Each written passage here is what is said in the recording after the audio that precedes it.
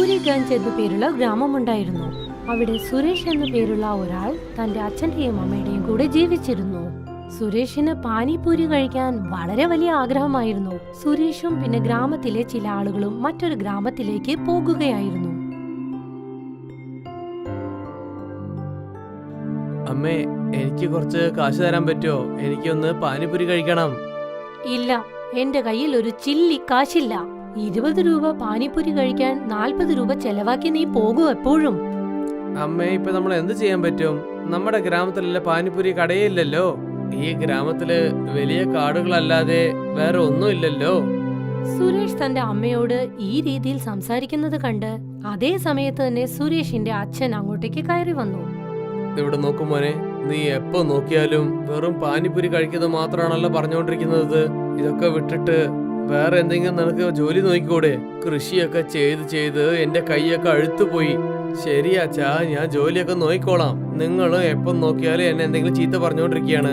ശരി, അതൊക്കെ വിട്ടേക്ക്. എനിക്ക് കുറച്ച് കാശാ. പാനിപൂരി കഴിക്കാൻ വേണ്ടി അടുത്തുള്ള ഗ്രാമത്തിലേക്ക് എനിക്ക് പോണം. ഇവിടെ നോക്കും മോനെ, നീ എപ്പോഴാ മാറാൻ പോകുന്നത്? സുരേഷിന്റെ അച്ഛൻ സുരേഷിന് 50 രൂപ പാനിപൂരി കഴിക്കാൻ വേണ്ടി കൊടുത്തു. അങ്ങനെ സുരേഷ് ആ ഗ്രാമത്തിലെ ഒരു വലിയ മരത്തിന്റെ കീഴെ പോയി തന്റെ കൂട്ടുകാരൻ റോഹന് വേണ്ടി കാത്തിരുന്നു. കുറച്ചു സമയം കൊണ്ട് തന്നെ രോഹൻ അവിടേക്ക് എത്തിച്ചേർന്നു. എന്ത് പറ്റി? നീ എന്തിനാ ഇത്ര വിഷമത്തോടെ നിൽക്കുന്നത്? എന്ത് പറയാനാ രോഹൻ? എപ്പം നോക്കിയാലും അച്ഛനും അമ്മയും എന്തെങ്കിലും ജോലിക്ക് പോകുന്നു പറഞ്ഞുകൊണ്ടിരിക്കുന്നു. എനിക്കും ജോലിക്ക് എന്തെങ്കിലും പോകണമെന്ന് ആഗ്രഹിക്കുന്നത്. പക്ഷെ അതിന് ആദ്യം ജോലി എന്തെങ്കിലും കിട്ടണ്ടേ? നീ പറഞ്ഞത് വളരെ ശരിയാണ്. നീ എന്നെ തന്നെ നോക്ക്. ഞാനും കുറെ ദിവസമായിട്ട് ജോലി നോക്കുന്നു. പക്ഷെ എന്ത് ചെയ്യാൻ, ഇതുവരെ ജോലി കിട്ടിയിട്ടില്ല. ശരി, വിട്ടേക്ക്. വേഗം വന്നേക്ക്. ഇല്ലെങ്കിൽ സുഭാഷ് നഗറിൽ പോകുന്ന ബസ് നമ്മൾ മറന്നു പോവും. ആ, വാ പോവാം. സുരേഷും രോഹനും രണ്ടുപേരും പാനിപൂരി കഴിക്കാനായി പുറപ്പെട്ടു. മറ്റൊരു വശത്ത് സ്വാർത്ഥനായ ജമീന്ദാർ ലഖൻ തന്റെ വേലക്കാരൻ ഗുല്ലുവിനോട് വീട്ടിലേക്ക് വരാൻ ആവശ്യപ്പെട്ടു. പറയൂ, എന്താണ് ജോലി മുതലാളി? ഞാൻ പുതിയതായിട്ട് എന്തെങ്കിലും ഒരു വ്യാപാരം ചെയ്യണമെന്ന് ആഗ്രഹിക്കുന്നു. പറയൂ, ഈ ഗ്രാമത്തിലെ ജനങ്ങൾ എന്ത് ജോലിയില്ലാത്താണ് കഷ്ടപ്പെടുന്നത്? നമുക്ക് ആ വ്യാപാരം ചെയ്യാം. പിന്നെ നമുക്ക് കുറച്ച് പണവും ഉണ്ടാക്കാം. അതിനെപ്പറ്റി എനിക്ക് ഒന്നും അറിയില്ല മുതലാളി.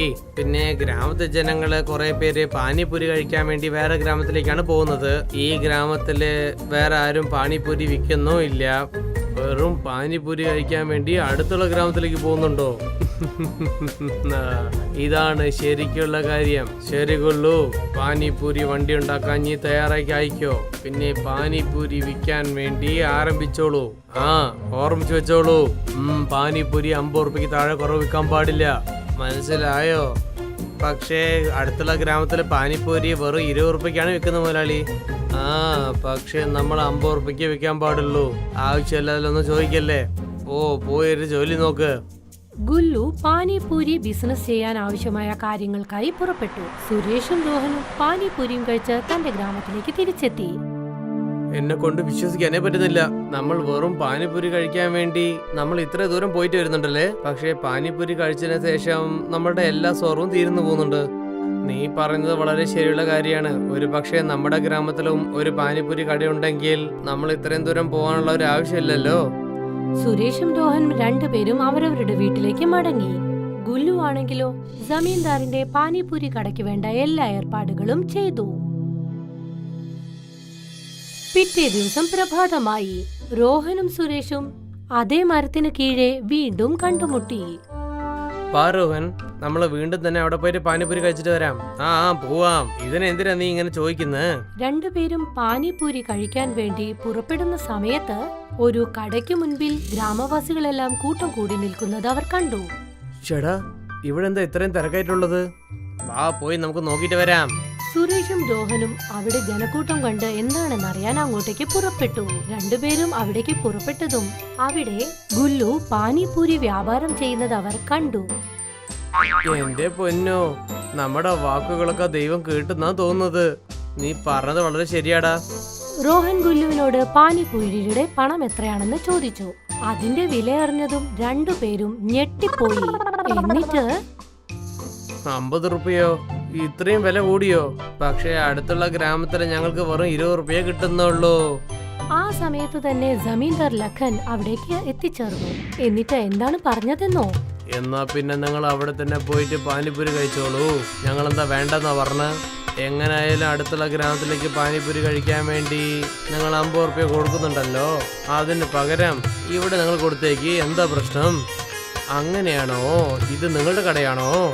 നിങ്ങൾ എന്തിനു വേണ്ടിയാണ് ഇത്രയും വില കൂടി പാനിപ്പൂരി വെക്കുന്നത് എനിക്ക് നന്നായിട്ട് മനസ്സിലായി. ഒരു പ്രശ്നമില്ല, ഞങ്ങൾ തന്നെ സ്വന്തമായിട്ട് ഒരു പാനിപ്പൂരി കട ഉണ്ടായിക്കോളാം. ഞങ്ങൾ വളരെ ഗ്രാമജനങ്ങൾക്ക് കുറഞ്ഞ വിലയിൽ പാനിപ്പൂരി കൊടുത്തേക്കും. ഓ പോ, കാരണം ഈ ഗ്രാമത്തില് എനിക്ക് മാത്രമാണ്, പുറത്തുള്ള ആൾക്കാര് പാനിപ്പൂരി എനിക്ക് മാത്രമേ ചെയ്തു തരുള്ളൂ. അത് നിനക്കറിയോ? ഞാനൊന്ന് നോക്കട്ടെ നീ എങ്ങനെയാണ് ആ കട തുറക്കാൻ പോകുന്നെന്ന്. സുരേഷും രോഹനും രണ്ടുപേരും ആ സ്ഥലത്ത് നിന്ന് തിരിച്ചു പുറപ്പെട്ടു. എന്നിട്ട് അവർ ആലോചിക്കാൻ തുടങ്ങി, ഈ പാനിപൂരി കടയിൽ എങ്ങനെയാണ് പൂരി കൊണ്ടുവരുന്നതെന്ന്. എടാ, നീ എന്തോ ഒരു ധൈര്യത്തില് വെല്ലുവിളിച്ചോ, പക്ഷെ എങ്ങനെയാണ് നമ്മൾ ഈ പൂരി ഇപ്പൊ ഏർപ്പാട് ചെയ്യാ? ഞാൻ എന്തെങ്കിലും ഒന്ന് ചെയ്തല്ലേ പറ്റുള്ളൂ, ഇല്ലെങ്കിൽ ഇവൻ ജനങ്ങൾക്ക് അധിക കാശ് വെച്ചിട്ടാണ് എടുത്തുകൊണ്ടിരിക്കുന്നത്. ഈ കാര്യങ്ങളെ പറ്റി അവർ സംസാരിച്ചുകൊണ്ടിരുന്നപ്പോൾ അവിടേക്ക് ഒരു വൃദ്ധനായ മനുഷ്യൻ വളരെ ക്ഷീണിതനായ നിലയിൽ ആ വഴിക്ക് പോകുകയായിരുന്നു. വെള്ളം വെള്ളം, ആരെങ്കിലും എനിക്കൊന്ന് വെള്ളം തരാൻ പറ്റുമോ? നിങ്ങൾക്ക് ഒരു കുഴപ്പമില്ലല്ലോ മുത്തശ്ശ, നിൽക്കൂ, ഞാൻ ഇപ്പൊ തന്നെ നിങ്ങൾക്ക് വെള്ളം കൊണ്ടുവന്നേക്കാം. രോഹൻ, വേം പോ, അടുത്തുള്ള വീട് ഏതെങ്കിലും ഉണ്ടെങ്കിൽ ഒരു വെള്ളം എടുത്തിട്ട് വന്നേക്കേ. ഞാൻ ഇപ്പൊ തന്നെ പോയി എടുത്തിട്ട് വരാം. രോഹൻ പെട്ടെന്ന് പോയി സമീപത്തുള്ള ഒരു വീട്ടിൽ നിന്നും വെള്ളം കൊണ്ടുവന്നു. എന്നിട്ട് ആ വൃദ്ധനായ മനുഷ്യന് കുടിക്കാനായി അത് കൊടുത്തു. എന്നിട്ട് അദ്ദേഹത്തോട് ചോദിച്ചു, ഇത്രയും ക്ഷീണിതനായി താങ്കൾ എവിടെ നിന്നാണ് വരുന്നതെന്ന്. ഇവിടെ നോക്കൂ മക്കളെ, ഞാൻ ഈ ഗ്രാമത്തിലുള്ള കാട്ടു നടുവിൽ നിന്നാണ് ഇവിടെ വന്നുകൊണ്ടിരിക്കുന്നത്. അവിടെ വന്നിട്ട് മുഖ്യമായുള്ള മൂലികളും വയലിൽ വിതയ്ക്കാനുള്ള വിത്തുകളും എടുത്തിട്ട് പോയിക്കൊണ്ടിരിക്കുകയാണ്. ഒരു പക്ഷെ നിങ്ങൾ എനിക്ക് കുടിക്കാൻ വെള്ളം തന്നിട്ടില്ലെങ്കിൽ ഒരു പക്ഷെ ഞാൻ ഇന്ന് ജീവനോട് തന്നെ ഉണ്ടാവില്ലായിരുന്നു. ഇത്രയും കാര്യങ്ങൾ ആ വൃദ്ധൻ പറഞ്ഞതിന് ശേഷം തന്റെ പോക്കറ്റിലേക്ക് കൈയിട്ട് സുരേഷനും രോഹനും ആ മാന്ത്രിക വിത്ത് അദ്ദേഹം കൈമാറി. എന്നിട്ട് എന്താണ് പറഞ്ഞതെന്നോ, നിങ്ങൾ ഈ മായ വിതകളൊക്കെ ഈ വയലിൽ വിതയ്ക്കുന്നുണ്ടോ, അപ്പോൾ നിങ്ങൾ ആഗ്രഹിക്കുന്ന എന്ത് വിളച്ചൽ വേണം നിങ്ങൾ ആഗ്രഹിക്കുന്നുണ്ടോ, അതിന്റെ പേര് നിങ്ങൾ ഒരു 5 പ്രാവശ്യം പറഞ്ഞേ പറ്റുള്ളൂ. അപ്പോൾ അടുത്ത ദിവസം തന്നെ അത് വളർന്നേക്കും. ആ വൃദ്ധനായ മനുഷ്യൻ ഇത്രയും പറഞ്ഞുകൊണ്ട് തന്റെ വഴിയിലേക്ക് തിരിച്ചു നടന്നു. സുരേഷും രോഹനും ആ മാന്ത്രിക വിത്തുമായി തങ്ങളുടെ വീടുകളിലേക്ക് തിരിച്ചുപോയി. ശരി, വാ, ഇന്ന് തന്നെ പോയിട്ട് എന്റെ അച്ഛനുള്ള സ്ഥലത്തിൽ ഈ മായ വിത്തുകൾ നമുക്ക് വിതച്ചിട്ട് വരാം. ഇത് ശരിക്കും മായ വിതകളാണോ നമുക്ക് എന്ത് നോക്കാം. നീ പറഞ്ഞത് വളരെ ശരിയാണ്. ഒരു പക്ഷേ ഇതങ്ങാൻ ജോലി ചെയ്താലേ നമ്മുടെ എല്ലാ പ്രശ്നങ്ങളും തീർന്നു പോവല്ലോ. സുരേഷും രോഹനും രണ്ടുപേരും ആ വിത്തുകളും എടുത്ത് പാടത്തേക്ക് നടന്നുപോയി. എന്നിട്ട് 5 തവണ പാനിപൂരി എന്ന് പറഞ്ഞുകൊണ്ട് ആ വിത്തുകൾ തങ്ങളുടെ പാടത്ത് വിതച്ചു. പിറ്റേ ദിവസം പ്രഭാതമായപ്പോഴേക്കും ആ പാടത്ത് പൂരി വിളഞ്ഞു നിൽക്കുന്നു.